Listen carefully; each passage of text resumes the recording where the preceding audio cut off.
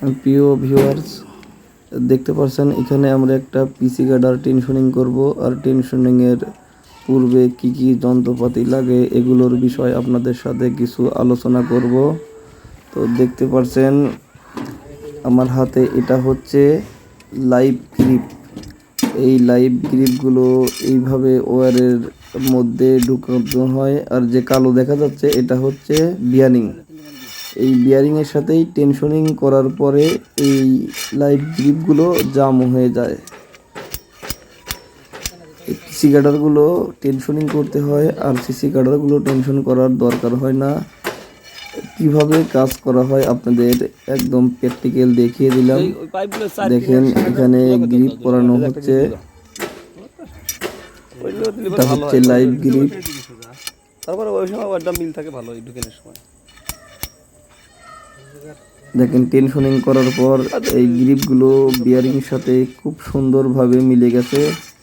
এখন আর একটা cable tensioning করা হবে। এটা হচ্ছে 2 নাম্বার কেবিল টেনশনিং করা হবে। দেখতে পাচ্ছেন এটা হচ্ছে জ্যাক। এই জ্যাকের মাধ্যমে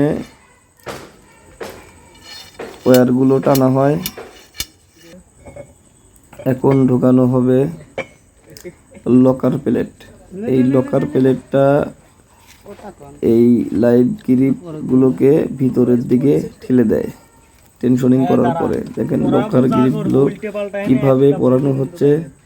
যদি এরকম পিভিসি পাইপ দিয়ে নেন তাহলে একটু তাড়াতাড়ি লকার প্লেটগুলো পরানো হয় এবং সুন্দর হয়, ঝামেলা হয় না। এখন দেওয়া হচ্ছে কলার। এগুলো হচ্ছে কলার।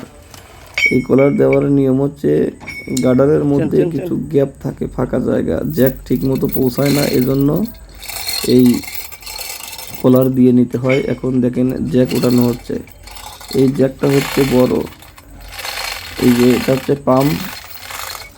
এই যে ইঞ্জিনিয়ার সাহেব বসে আছে, এটা হচ্ছে পাম্প। এটা হচ্ছে এমপিএ মিটার দিয়ে জ্যাক টেনশনিং করা হয়। জ্যাক কিন্তু দুই পাশে দুইটা ফিটিং করা হয় এবং দুই দিক থেকে টানা হয়। অনেক আগে একদিক থেকে টেনশনিং করেছে, কিন্তু ওটা খুব একটা ভালো হয় না। এখন দুই দিক থেকে টেনশনিং করা হয়।